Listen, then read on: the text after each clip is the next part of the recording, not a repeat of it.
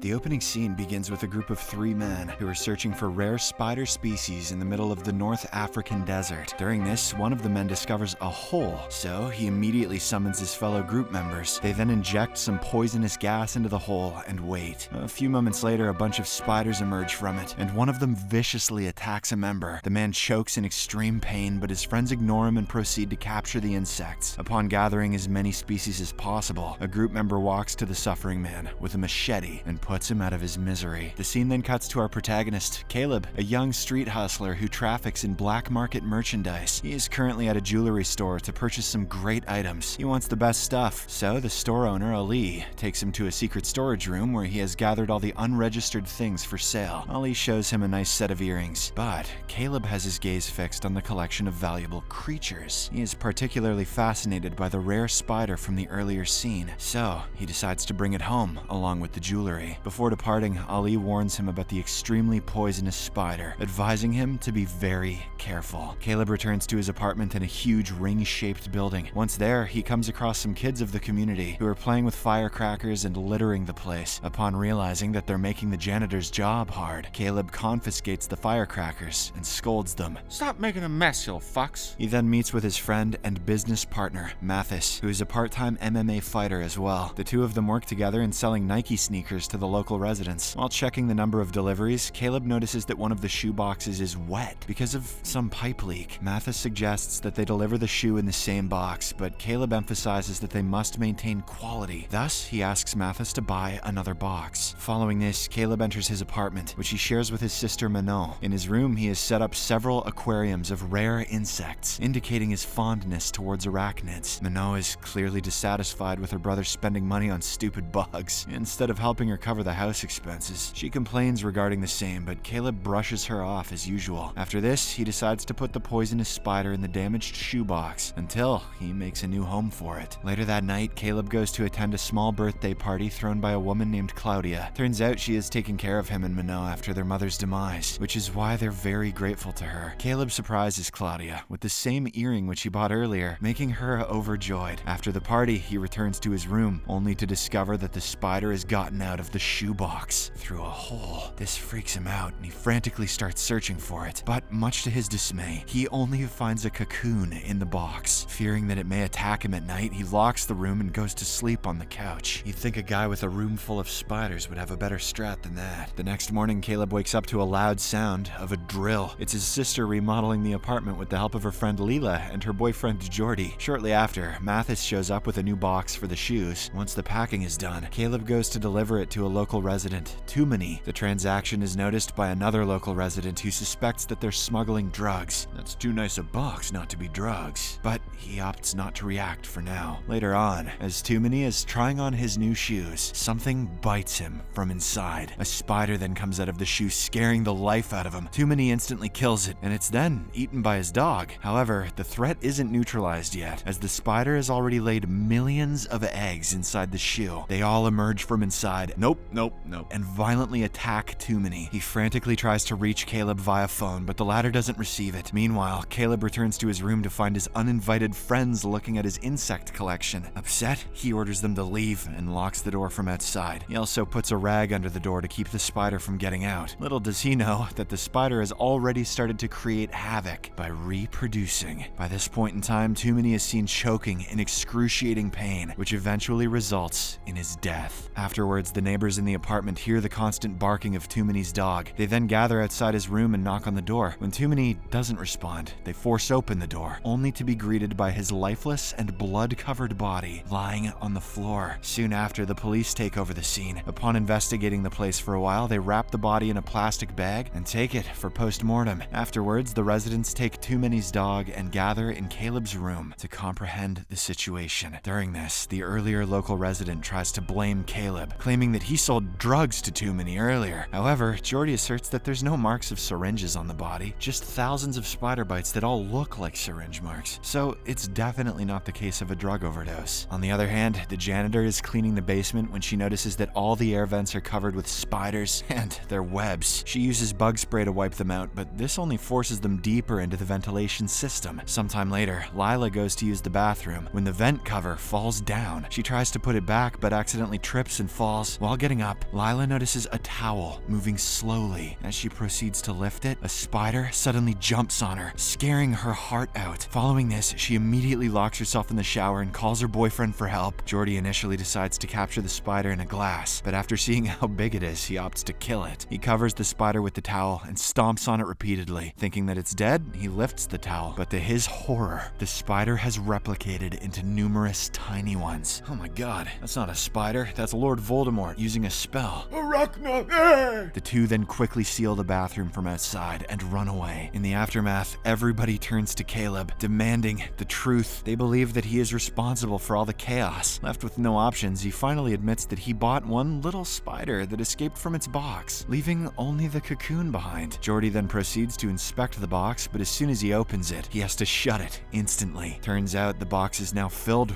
with spiders. Meanwhile, the janitor continues to clean the basement when she comes across a bunch of spider webs on the ceiling. Intrigued, she opens a vent on the ceiling, only to find numerous spiders making their web. Unaware of the danger they possess, the woman sprays 2 poison cans at once and climbs up to see what happened. However, the resilient spiders are still alive, and they immediately attack her to death. Back in Caleb's apartment, Jordy suggests that they evacuate the building and report the problem to the authorities. Everyone agrees, but before they leave, Kaleb and Mathis decide to inform the rest of their neighbors. The duo then goes door to door to warn them about the impending danger, while the others wait in Caleb's room. However, their efforts prove futile, as nobody responds to them. They eventually come across Claudia's room, find the door open. As they make their way inside, they find her asleep in front of the TV. Kaleb proceeds to wake her up, but he's terrified to see spiders coming out of her body, revealing that she's already dead. She must have watched the wrong VHS tape. In the meantime, Jordy reads online that some spider species can grow 10 times bigger than their mother to neutralize their predators. Just then, they hear a sound coming from the kitchen. They go to check and shockingly come across a huge spider emerging from the dead dog's stomach. Sensing the immense threat, Jordy, Lila, and Minot decide to leave the building right away. Kaleb and Mathis join them in the hallway, and the group makes their way towards the exit. When they find the main door covered with giant spiders, they plan to leave through the basement parking lot. But unfortunately, the alley before the parking lot is basically where the spiders are living. As the group brainstorms ideas to escape, Kaleb sets the timer for the light bulb in the room. This is when they notice that the spiders stop moving as the light is on. With this information, Minot devises a plan. She decides to stay back and hold the timer switch until the group crosses the alley. Kaleb hesitates to leave his sister behind, but she assures him that she'll catch up to them. Following this, Minot holds the switch, while the others put on their hoods and cautiously make their way through the spiders and their thick webs. Once they reach the other side, Minot sets the timer to the longest setting and runs towards her group. But as she gets closer to the end of the alley, the light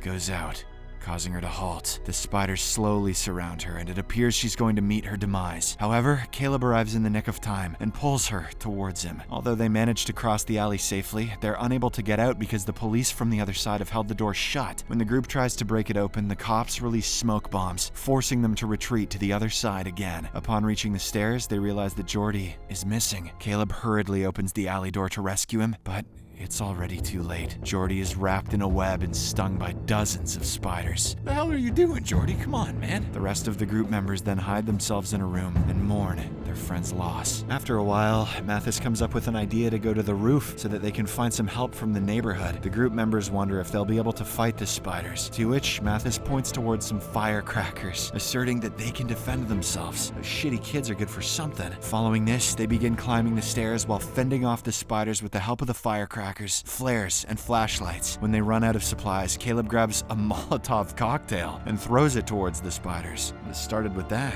This earns them some time to escape upstairs, and they somehow manage to lock themselves in a top-floor room. Not long after, the police break into the room and proceed to take them into custody. The group desperately claims that they're not infected, but the cops remain skeptical. As a result, a physical brawl ensues between the two parties. The cops eventually manage to knock all of them down before cuffing their hands. Later, when they regain their consciousness, darkness, they find themselves in the parking lot, where the cops are gathering the bodies of spiders that were killed by poisons. Amidst this, Kaleb notices that Mathis is already bitten by a spider, and the infection is gradually getting worse. Knowing that he doesn't have much time left, Mathis makes a brave decision to sacrifice himself and create a distraction so that his friends can escape. He turns off the generator and breaks into the alley door, making way for the spiders to pour out. As expected, a swarm of spiders emerges from the door, prompting the police force to shoot at them. This distraction allows the group members to free themselves from the restraints and flee towards Lila's car. During this, Minot gets stuck behind a van due to the ongoing gunshots. Kaleb goes to rescue her, only to get shot in his knees. Oh,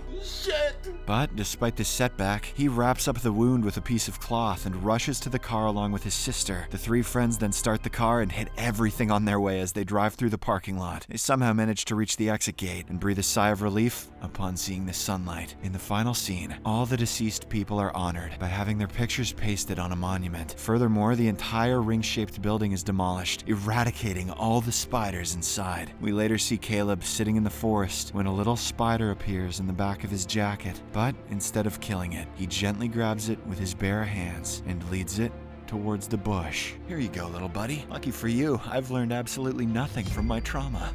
Subscribe for more videos like this, turn on notifications, and leave a like to help the channel out. Thank you for watching.